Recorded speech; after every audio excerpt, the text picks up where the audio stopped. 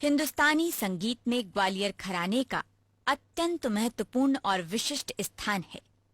वैसे तो ग्वालियर घराने की गायन शैली में सभी प्रकार के गीत जैसे ध्रुपद, धमार, ख्याल, टप्पा, ठुमरी आदि गाए जाते हैं, लेकिन फिर भी इस शैली में मुख्यतः दो बातों पर बहुत ध्यान दिया जाता है। एक प्रचलित और सरल राग और दूसरा प्रचलित ताल। इस घराने की गौरवशाली परंपरा के वाहकों में श्रद्धेय डॉक्टर कृष्णराव पंडित और राजा भैया पूंछवाले के अलावा एक और अत्यंत महत्वपूर्ण नाम उभरता है, और वो नाम है पंडित बालाभाऊ उमड़ेकर, कुंडल गुरु। पंडित बालकृष्ण नत्थू भैया उमड़ेकर यानी बालाभाऊ कुंडल गुरु ग्वालियर संगीत परंपरा के एक विशिष्ट गायक और स्तंभ रहे हैं। अपनी विशिष्ट सांगीतिक प्रतिभा और गायन शैली के कारण आपको ग्वालियर के यशस्वी दरबार में गायक बनने का गौरव हासिल हुआ। पंडित बालाभाऊ उमड़ेकर कुंडल गुरु का जन्म सन 1901 में महाराष्ट्र कर्नाटक सीमा पर स्थित उमरगांव में हुआ था, लेकिन उनका सारा पालन पोषण ग्वालियर में अपने मामाजी के घर पर हुआ। बालाभाऊ ने संगीत की प्रारंभिक शिक्षा अपने मामा स्वर्गीय बाला दीक्षित के शिष्य महादेव शास्त्री से प्राप्त की। आप उस्ताद निसार हुसैन खां साहब के गंडाबंद शिष्य भी बने और बाद में बाला साहब गुरुजी और राजा भैया पूंछवाले से शिक्षा ग्रहण की। तत्पश्चात आपने माधव संगीत विद्यालय के प्रथम बैच में प्रवेश लिया और स्वर्गीय राजा भैया पूंछवाले तथा स्वर्गीय पंडित विष्णु नारायण भातखंडे से विधिवत शिक्षा ग्रहण की। सुधी गुरुजनों के मार्गदर्शन ने सुयोग्य छात्र की प्रतिभा को संवारा और निखारा। परिणाम स्वरूप बालाभाऊ एक परिपक्व गायक के रूप में तैयार हो गए। तत्कालीन संगीत के गुणीजनों में उन्होंने अपनी विशेष पहचान बनाई। इसीलिए सिंधिया राज में आपको दरबारी गायक का सम्मान प्राप्त हुआ। कहा जाता है कि आपसी वैमनस्य के कारण उन्हें सिंदूर खिलाया गया, जिससे उनकी आवाज चली गई थी, परंतु अपने कठिन परिश्रम और लगन से आपने उसे पुनः गाने योग्य बनाने में सफलता प्राप्त की। यही उनकी कर्मठता और स्वर के प्रति सच्ची निष्ठा का उत्कृष्ट उदाहरण है। सन 1934 या 35 की बात है, जब मेरे पिताजी स्वर्गीय पंडित बालाभाऊ उमड़ेकर का गला एकदम खराब हो गया था और गाने में असमर्थ हो गए थे वो, जबकि उस समय उनका अच्छा खासा नाम हो रहा था, लेकिन एकदम गला बिगड़ने से और उस समय जो भी दवाइयाँ वगैरह थी की गई, लेकिन उससे कुछ भी फायदा नहीं हुआ। और फिर उन्होंने यहाँ आए। यहाँ ऊपर भाऊ महाराज की समाधि है, जहाँ बड़े सिद्ध संत थे वो। यहाँ करके उन्होंने इस जंगल के स्थान में, एकदम जंगल था, यहाँ पेड़ पौधे थे, चारों तरफ सांप और हरियाली, और कहते हैं कि शेर भी आता था। तो इस स्थान पर बैठ के उन्होंने ये चबूतरा बनाया। ये चारों तरफ आप देख रहे हैं, इस स्थान पे उन्होंने बैठ के अभ्यास किया संगीत का। उस समय लेकिन उनके पास तानपुरा यहाँ नहीं ला सकते थे। कोई एक डंडा लाते थे, जिस डंडे में एक तार यहीं ला करके लगा लेते थे वो, और वो डंडा तानपुरे का भी काम करता था और आने वाले सांप को भगाने का भी काम करता था। इस तरह यहाँ अभ्यास करके उन्होंने फिर से स्वर सिद्धि प्राप्त की और फिर वो यहाँ के दरबार गायक बने, दुनिया में नाम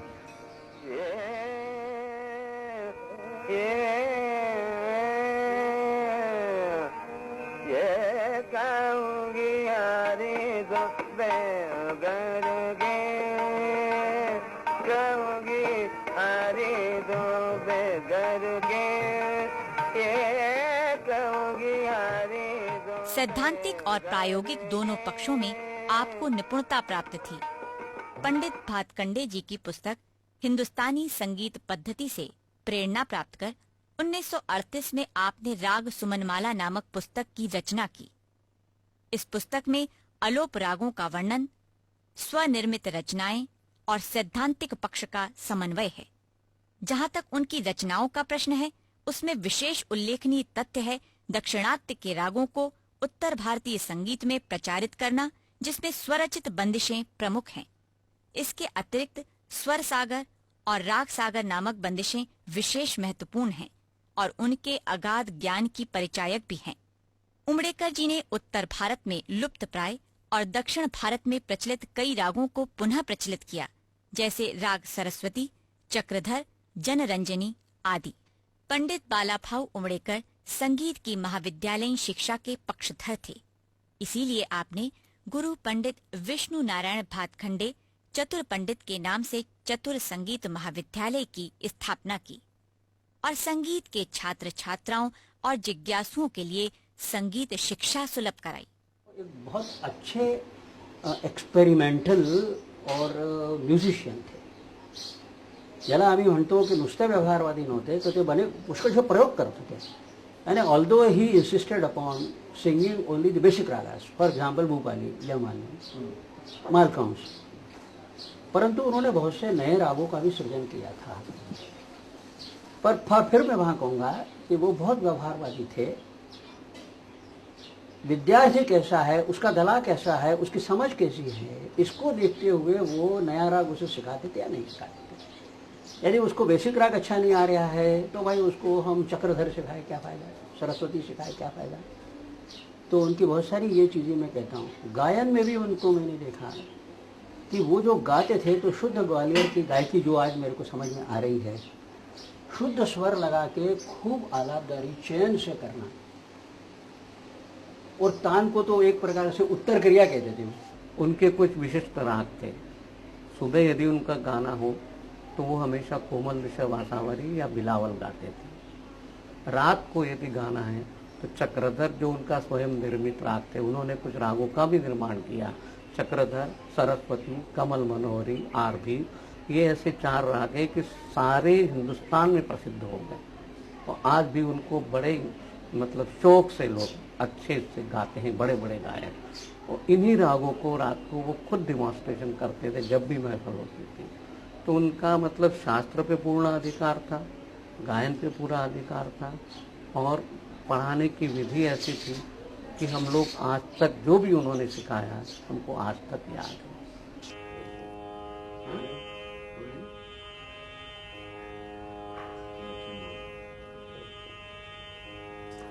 नमस्कार, मैं श्रीमती कमल मंडल, पुत्री स्वर्गीय पंडित बालाभाऊ उमड़ेकर कुंडल गुरु, जो ग्वालियर के महान गायक, कलाकार, रचनाकार थे, उनकी पुत्री हूँ. मैं उनके बारे में, उनके सिखाने के बारे में कुछ बात बताना चाहती हूँ. मैं उनसे डायरेक्ट भी सीखी हूँ तथा आज भी मैं अपने कुछ बच्चों को, बहन के बच्चों को, भाइयों को भी उस परंपरा के प्राचीन प्रबंध, उनके द्वारा लिखे हुए गीत सिखा रही हूँ. मैं चाहती हूँ कि उसका प्रचार प्रसार आगे भी इस तरह से चलता रहे. जो एक हमारे खानदान के गायक थे, रचनाकार थे, उनके आगे भी नाम चलता रहे. उनके सिखाने की जो विधि थी वो इस तरह की थी कि वो किसी भी बात को बहुत इजी करके और सिखाते थे.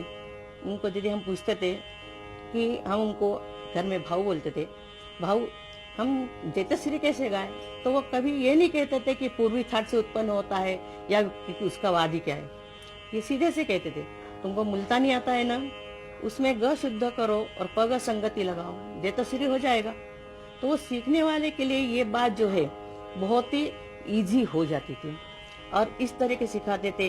कोई ख्याल नहीं होता था, हम कहते भाऊ हमको ख्याल नहीं आ रहा है, किताब में नहीं है, तो वो उसी समय तुरंत किसी प्रकार की रचना करके, राग के अनुरूप ख्यालों की रचना करके और हम लोगों को सिखाते थे, जो कि आज भी हम लोग उन्हीं के बनाए हुए ख्याल गाते थे. मैं खुद भी गाती थी. आज मेरी पुत्री शाश्वती मंडल, मेरी भाई की लड़की गीतिका उमड़ेकर, ये लोग भी वही चीजें गा रही है जो कि हमारे खानदान से प्रचारित हो रही है. आज यह महाविद्यालय उमड़ेकर जी के ग्वालियर स्थित छत्री बाजार आवास से संगीत की सेवा कर रहा है, जिसका संचालन उनके पुत्र श्रीराम उमड़ेकर जी कर रहे हैं. श्रीराम उमड़ेकर जी स्वयं एक प्रतिष्ठित सितार वादक हैं. कुंडल गुरु जी बचपन में बहुत निर्धनावस्था में थे और इतने निर्धनावस्था में कि उनके पास कपड़े भी नहीं थे. तो गुरुजी के पास सुबह 4 बजे जाना पड़ता था और ग्वालियर की ठंड में जाने के लिए तो वो कुत्ते के 2 पिल्ले उठाकर बगल में दबा करके और दौड़ लगाते थे, जिससे गर्मी भी आती थी और गुरुजी के घर पहुंचते थे. यानी इतनी निर्धनावस्था में उन्होंने समय काटा और संगीत की साधना की और फिर वो दरबार गायक के ऐसे पद पर पहुँचे और उनको उस ज़माने में बहुत अधिक तनख्वाह मिलती थी। जिस ज़माने में आपका सोना 14 रुपये तोला था, उस ज़माने में उनको 300 रुपये तनख्वाह थी, यानी आज के हिसाब से भी बहुत ज़्यादा है। तो इतने उच्च पद पर पहुँचे और इतने नाम के अंदर।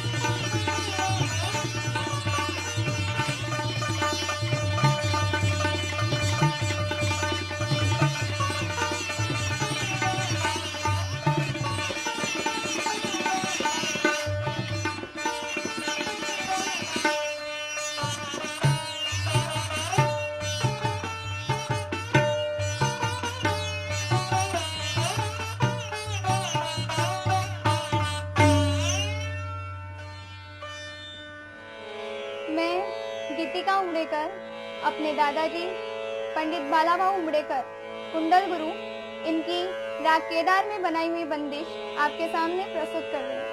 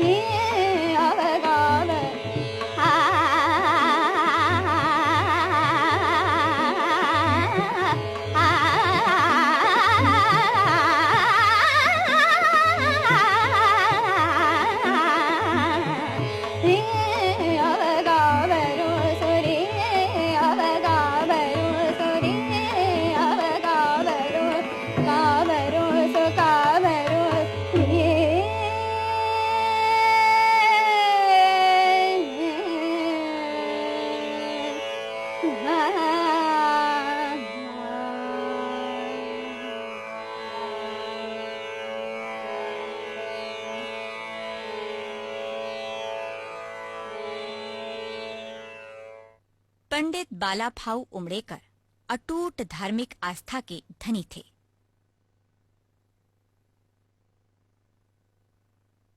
आपकी दिनचर्या नित्य संगीतमय ईश्वर आराधना से आरंभ होती थी और फिर संगीत साधना पर ही समाप्त होती थी।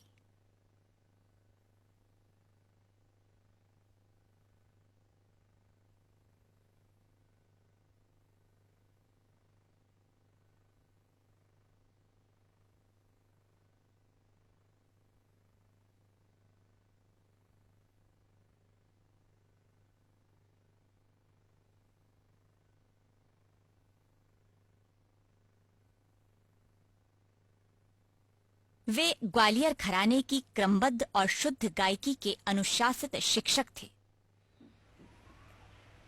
Mr. Umbrikar was very close to me in my administration, which I did up to 1956. Mr. Umbrikar used to help me. We used to discuss several problems about the college administration, about the syllabus of college to be changed or what to do. He was very much interested in research of music, and as a research work, Mr. Umbrekar made famous his one of Rag Saraswati, Chakradhar. What I find in Gwalior at that time, that Mr. Umbrekar was the man, was a musician who was interested not only in composition of songs, but was also interested in making research. Because research is an important and great subject and difficult subject for a student. कुंडल गुरु को अनेक सम्मान प्राप्त थे। संगीत मार्तंड, मान महर्षि, मानद doctorate आदि। दुर्भाग्य से आज उनकी कोई भी रिकॉर्डिंग मौजूद नहीं है, लेकिन उनकी गायकी एवं रागों को आज उनके शिष्य गायन से जीवित रखे हुए हैं।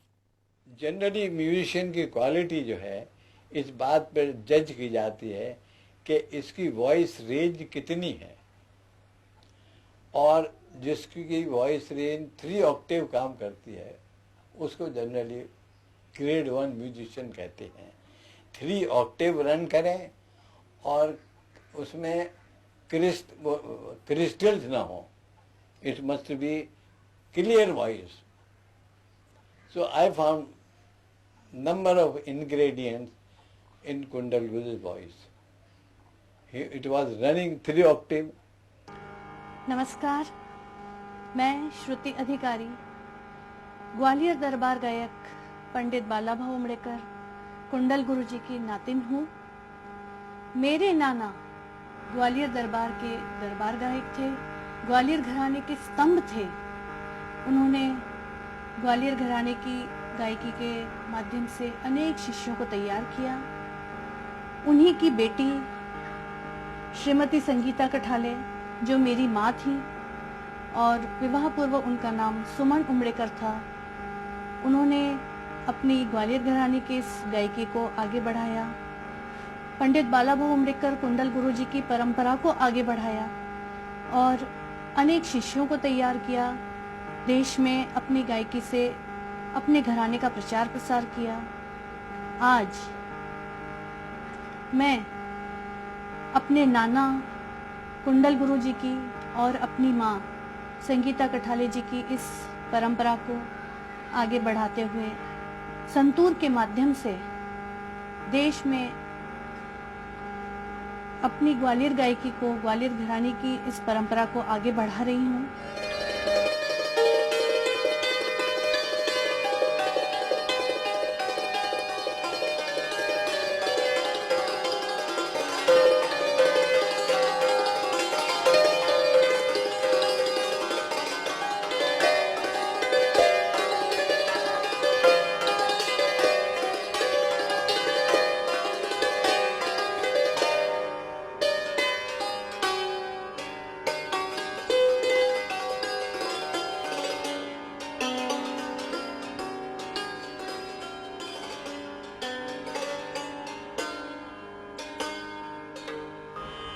नमस्कार, मेरा नाम शाश्वती मंडल पॉल है। मैं अपना सौभाग्य मानती हूँ कि मेरा जन्म ग्वालियर घराने के मूर्धन्य गायक संगीतकार पंडित बालाभाऊ उमड़ेकर के परिवार में हुआ है। मैंने बचपन से ही अपनी माताजी और मौसी जी स्वर्गीय संगीता कठाले जी से और मामा जी, इन लोगों से मैंने उनकी सिखाई हुई बंदिशें जो पंडित कुंडल गुरु ने बनाई थी, उन्हें मैंने उनसे सीखा है और कोशिश कर रही हूँ कि उसी परंपरा का निर्वाह मैं करती चलूँ। आज मैं आपके सामने 2 बंदिशें प्रस्तुत कर रही हूँ। एक जो है वो राग सागर है। वैसे तो राग सागर काफ़ी लोग गाते हैं, लेकिन कुंडल गुरु जी ने जो बनाए हुए राग सागर है, उसमें खास बात यह है कि उसमें कविता बहुत ही इम्पोर्टेंट है। उसमें एक सुंदर अर्थ रागों के नामों के साथ साथ बताया गया है। प्रस्तुत जो मैं करने जा रही हूँ राग सागर, इसमें भारतीय संगीत पद्धति में देशी और मार्गी संगीत का वर्णन किया गया है।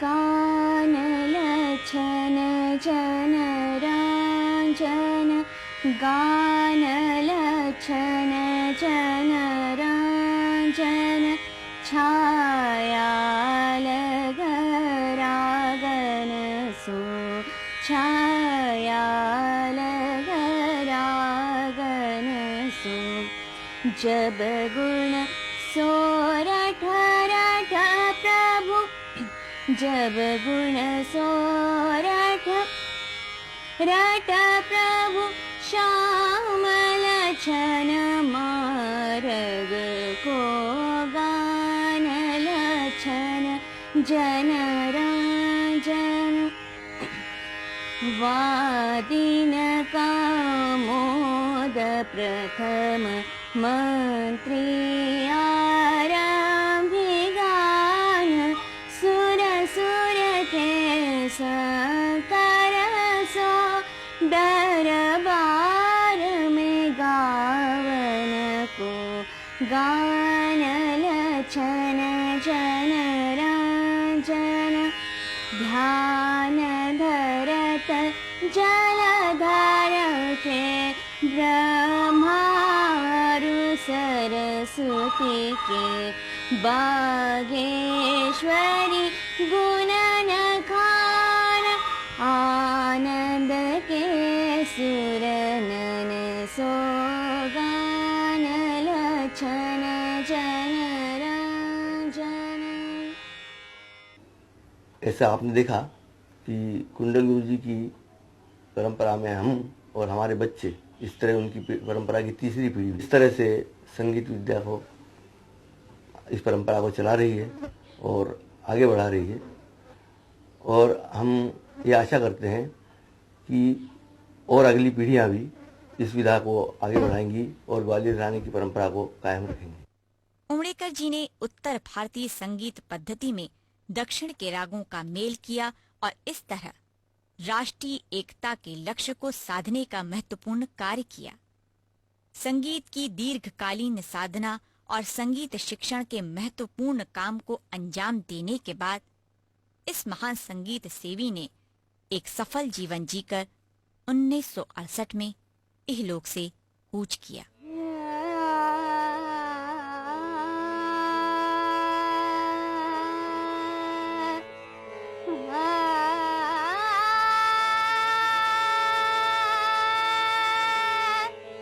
अब कावरू सोरी